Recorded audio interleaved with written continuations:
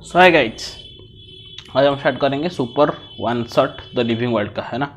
Super one shot the living world का आज हम स्टार्ट करने जा रहे हैं और आपको अच्छे से इसको देखना है। तो पहला क्वेश्चन आपके स्क्रीन के सामने ये है कि द इंडियन बोटानिकल गार्डन, मैंने बताया था आपको आईबीजी इंडियन बोटानिकल गार्डन कहाँ पर प्रेजेंट है, लखनऊ में प्रेजेंट है। सॉरी इंडियन बोटानिकल गार्डन आपका हावड़ा में प्रेजेंट है ना। नेशनल बोटानिकल रिसर्च इंस्टीट्यूट आपका लखनऊ में प्रेजेंट है। लार्जेस्ट बोटानिकल गार्डन आपका किवी इंग्लैंड में प्रेजेंट है। तो ऑप्शन हो जाएगा आपका ए। नेक्स्ट क्वेश्चन का option A. Okay, next question, the term taxon is used for the ranks of species and genus, the ranks up to phylum, the specific epithet only, any rank of taxonomical hierarchy. तो any rank of taxonomical hierarchy is the right answer. तो 47 का D. फटाफट हम करेंगे, है ना, ज़्यादा time नहीं लगाएंगे क्योंकि हमको स्पीड अप चाहिए भी एग्जाम एक्यूरेसी के साथ। सो दोनों को नज़र रखेंगे। आज we go from species to kingdom, हमारा वो कॉमन कैरेक्टरिस्टिक्स क्या होगा। मैंने 3 चीज़ आपको बताया था। स्पेसीज से किंगडम अगर आप जाओगे तो number of common characteristics decrease होगा, total number of characteristics increase होगा, कॉम्प्लेक्सिटी लेवल भी इंक्रीज होगा। तो यहाँ पर कॉमन कैरेक्टरिस्टिक्स पूछा हुआ है, तो एनसीईआरटी के according answer option number B हो जाएगा, that is a decreasing. Fourth, in binomial nomenclature both genus and species are printed in italics. ठीक है, जीनस एंड स्पेसीज में बी ऑफ सेम नेम।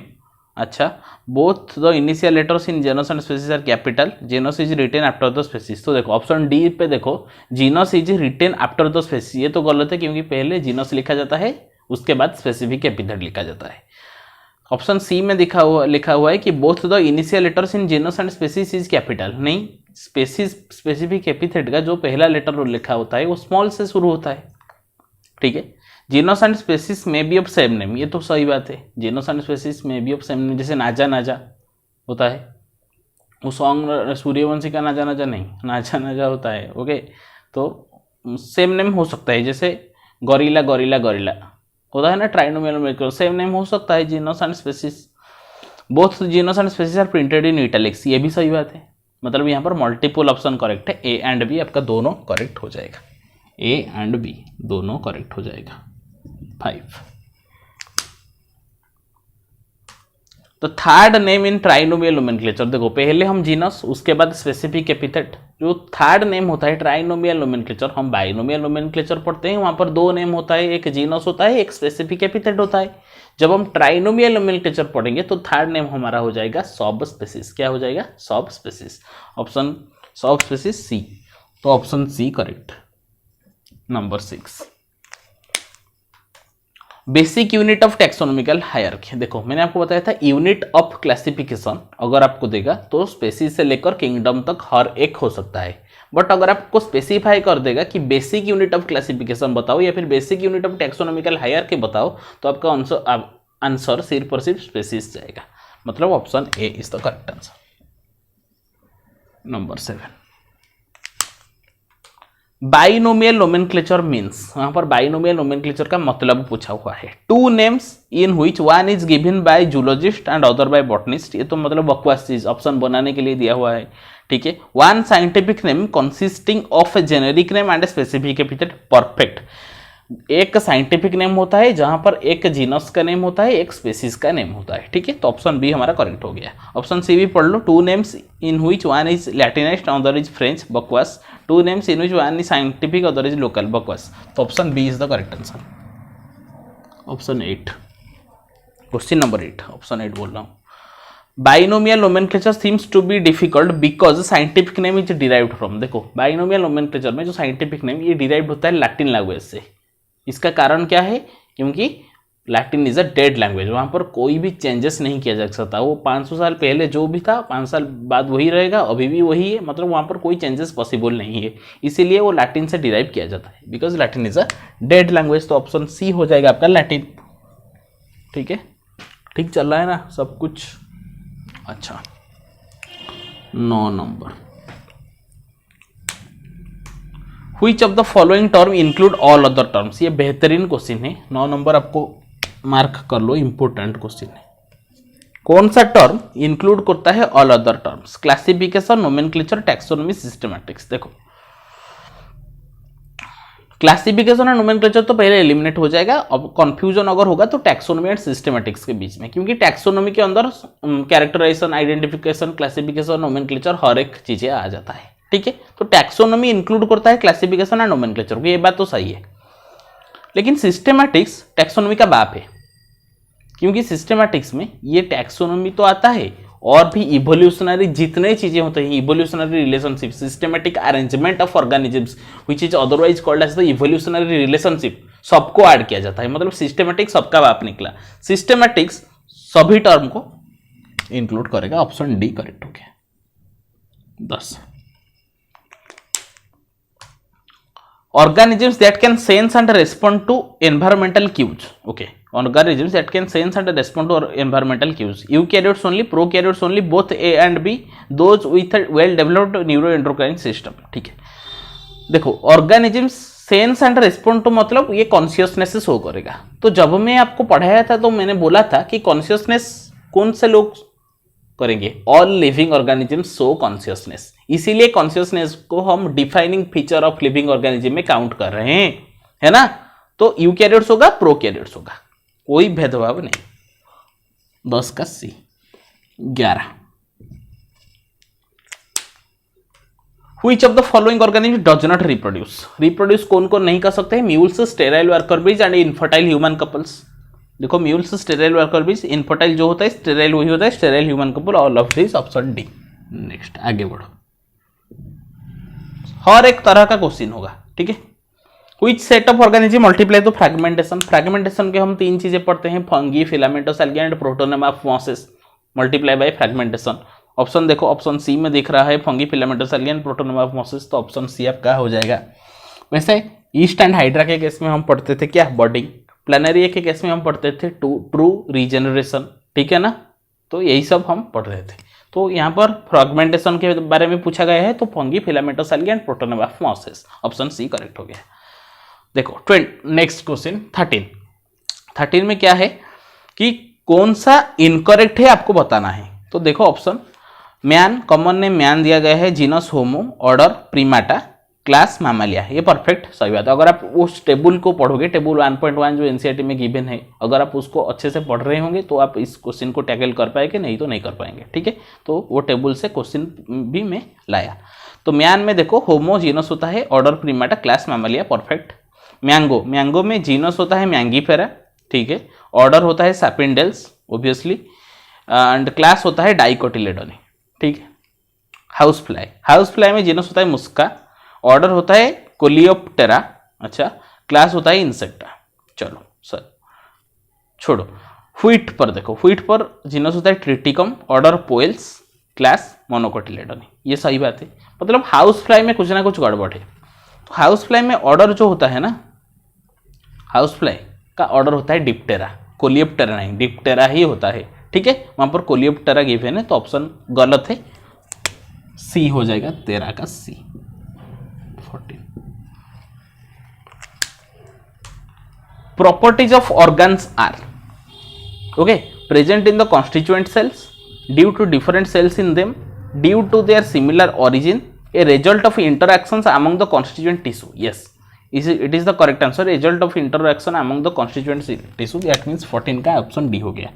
क्योंकि आप पढ़ रहे होंगे कि सेल से बना होता है टिश्यू, सिमिलर सेल्स से बना होता, मतलब सेल्स जुड़कर टिश्यू बनाते हैं, सेल से टिश्यू, टिश्यू से ऑर्गन, ऑर्गन से ऑर्गन सिस्टम, ऑर्गन सिस्टम से ऑर्गेनिज्म, ऑर्गेनिज्म से पॉपुलेशन, कम्युनिटी, बायोम, ऐसे ही बायोस्फीयर फाइनली आ जाता है, ठीक है। तो सेल जोड़कर टिश्यू बनाते हैं, टिश्यू जोड़कर ऑर्गन बनाते हैं। तो पूछा हुआ है कि प्रॉपर्टीज ऑफ ऑर्गन कहां पर प्रेजेंट है, टिश्यू में प्रेजेंट होंगे, कॉन्स्टिट्यूएंट टिश्यू में प्रेजेंट होंगे, ठीक है। ऑप्शन डी करेक्ट हो गया। नेक्स्ट क्वेश्चन हम जाएंगे, क्वेश्चन नंबर 15 दिया हुआ है कि select the incorrect statement from the following. Incorrect, ठीक है। एनबीआरआई सिचुएटेड एट लखनऊ, ये तो सही बात है, national botanical research institute Lucknow में प्रेजेंट है। Plant families like Convolvulaceae, Solanaceae included in the order Polynomials based on the floral characters, ये भी सही बात है। All living organisms from the present, past and future are linked to one another by the sharing of the common genetic material but to varying degrees, yes, ये भी सही बात है। The order solanum datura and petunia placed in family solanaceae. The order solanum नहीं, देखो देखो देखो देखो देखो देखो पहला 3 चीज करेक्ट है तो ऑप्शन आपका डी ओनली आ जाएगा। ओके, जैसे ऑप्शन सी होगा। क्या इस डी सेंटेंस में गलत दिया हुआ है, मुझे बताओ। क्या इस डी सेंटेंस में गलत दिया हुआ है? दिया हुआ है कि ऑर्डर सोलानम डाटूरा पेटूनिया फैमिली सोलानासी में प्रेजेंट होता है। तो मैंने आपको बताया था कि solanum petunia datura placed under family solanaceae, तो गलत क्या दिया हुआ है? देखो, फैमिली सोलानासी में प्रेजेंट होंगे मतलब फैमिली का पहला कैरेक्टर मिलकर ही फैमिली में बने होंगे, मतलब ग्रुप ऑफ रिलेटेड जीनस को हम फैमिली बोलते हैं ना। तो कोई चीजें फैमिली में अगर इंक्लूडेड होगा तो ये ग्रुप ऑफ रिलेटेड जीनस ही होगा। तो सोलानम पेटूनिया डाटूरा क्या होता है? जीनस होता है। यहां पर क्या दिया हुआ है? ऑर्डर दिया हुआ है, तो इसीलिए ये गलत है ना। सोलानम पेटूनिया डाटूरा क्या है? जीनस है। सोलानम ट्यूबेरोजम, जैसे पोटैटो का आप पढ़ते हो साइंटिफिक नेम सोलानम ट्यूबेरोजम, है ना। तो सोलानम क्या होता है? यहाँ पर जीनस होता है। तो सोलानम पेटूनिया डाटूरा जीनस होता है, वो मिलकर फैमिली सोलानासी के अंदर जाते हैं। तो आंसर डी हो जाएगा, मतलब डी गलत है, ऑप्शन नंबर सी हो जाएगा। Next, living organism show self replication, evolution, self regulation and respond to external stimuli, all of this. ये तो पता चल रहा है, कोई भेदभाव नहीं। D 17, all plants animals and fungi and microbes exhibit, क्या क्या शो करेंगे? रिप्रोडक्शन। देखो, ऑल एनिमल्स तो रिप्रोडक्शन शो नहीं करेंगे, नहीं तो हम तो रिप्रोडक्शन को लिविंग ऑर्गेनिज्म में काउंट करते थे, मतलब रिप्रोडक्शन को डिफाइनिंग फीचर में काउंट करेंगे होंगे, बट नहीं कर रहे हैं ना, क्योंकि mules, sterile worker bees and infertile human couples, कुछ ह्यूमन कपल्स हैं जो reproduction capable, there are incapable to reproduction, है ना। Growth by increase in mass only, no. हम क्या पढ़ रहे थे? Increase in mass and increase in number of individuals are the twin characteristics of growth, तो ओनली, मतलब ये गलत है। मेटाबॉलिज्म, हाँ, मेटाबॉलिज्म को हम डिफाइनिंग फीचर पर काउंट कर रहे थे, क्योंकि मेटाबॉलिज्म हर एक लिविंग ऑर्गेनिज्म के पास देखा जाता है। तो मेटाबॉलिज्म तो हमारा आंसर हो जाना चाहिए। All plants animals fungi exhibit metabolism, option C हो जाएगा। ऑप्शन डी में क्या गलत है मुझे बताओ। सेल्फ कॉन्शियसनेस दिया हुआ है, तो सेल्फ कॉन्शियसनेस सिर्फ और सिर्फ ह्यूमन के अंदर देखा जाता है। अगर सेल्फ कॉन्शियसनेस के जगह सिर्फ और सिर्फ कॉन्शियसनेस होता तो हम बोलते, इस आंसर भी हो जाता करेक्ट, अगर सिर्फ और सिर्फ कॉन्शियसनेस होता। लेकिन सेल्फ कॉन्शियसनेस तो सिर्फ और सिर्फ ह्यूमन के पास देखा जाता है ना। ओके, तो ऑप्शन 18 का क्या हो जाएगा? सी हो जाएगा। नेक्स्ट 19, करेक्ट कॉम्बिनेशन को ढूंढना है। लास्ट से चलो, एनबीआरआई होता है नेशनल बॉटनिकल रिसर्च इंस्टीट्यूट, क्या दिया हुआ है? नेशनल बॉटनिकल रजिस्टर्ड इंस्टीट्यूट, ये गलत है। ICZ international code for zoological nomenclature होना चाहिए, international code of zoo nomenclature नहीं, जूलॉजिकल नोमेनक्लेचर अगर होता तो सही होता। Reproduction is synonymous with growth, unicellular के केस में हम बोल लेते रिप्रोडक्शन एंड ग्रोथ पता ही नहीं चलता है, दोनों सेम हो जाता है, और सेम के लिए हम वर्ड इस्तेमाल करते थे क्या? सिनोनिमस। तो reproduction is synonymous with growth, वहां पर यूनिसेलुलर ऑर्गेनिज्म होना चाहिए, बट लिखा हुआ है कि मल्टीसेलुलर ऑर्गेनिज्म, मतलब ये गलत है। Earliest classification based on uses of various organism, obviously use and disuse of organ हम लेते थे, यूजेस ऑफ वेरियस ऑर्गेनिज्म, ये तो अर्लीस्ट क्लासिफिकेशन था जब 2 किंगडम सिस्टम ऑफ क्लासिफिकेशन से, मतलब 3 किंगडम सिस्टम ऑफ क्लासिफिकेशन के बीच का चीजें था ये, ठीक है ना। वो अर्लीस्ट क्लासिफिकेशन था जो एरिस्टोटल का टाइम ने दिया था।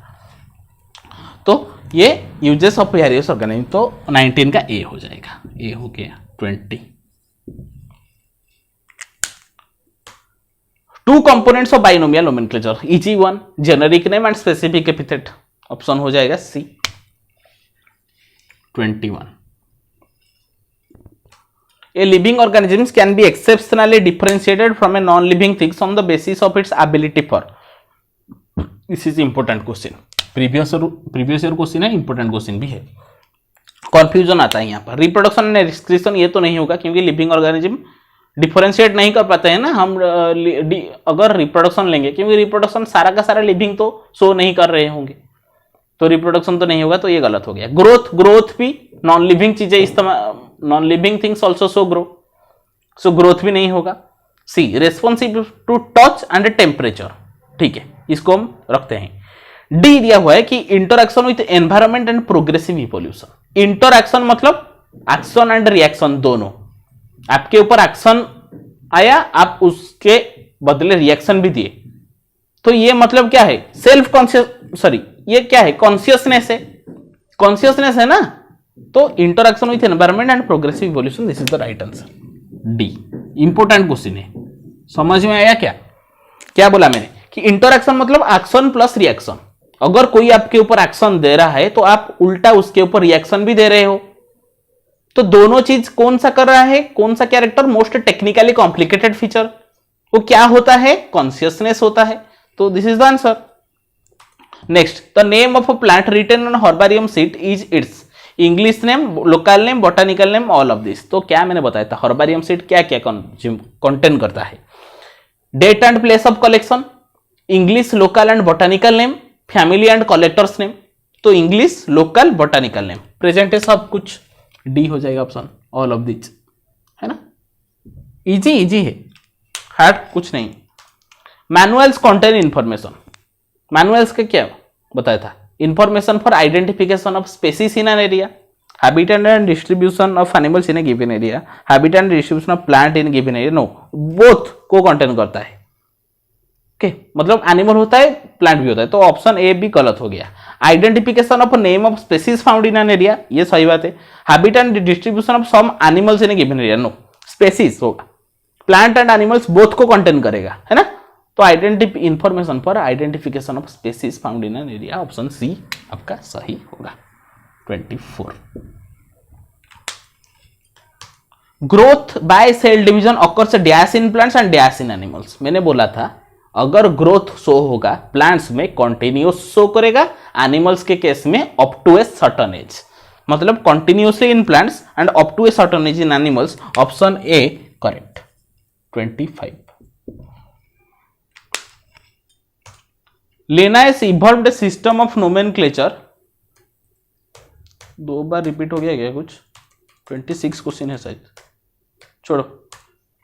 Linnaeus evolved system of nomenclature called, Linnaeus evolved system of nomenclature, उसको हम बोलेंगे बाइनोमियल नोमेनक्लेचर, है ना,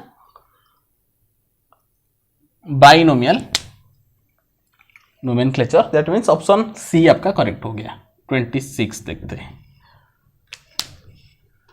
लास्ट क्वेश्चन है, which of the following is self conscious, self consciousness वहां पर कौन सा शो कर रहा है, ह्यूमन बीइंग शो कर रहा है, तो ऑप्शन ए करेक्ट हो जाएगा, 26 का ए हो जाएगा। देखो यहाँ पर 1 2 3 4 5 6 7 8 9 10 11 12 13 14 15 16 17 18 19 20 26 क्वेश्चन आपका प्रेजेंट है, ठीक है, 26 क्वेश्चन हो गया है। चलो कोई बात नहीं, लास्ट हलवा था, which of the following is self consciousness, human being के पास सेल्फ कॉन्शियसनेस था, ठीक है।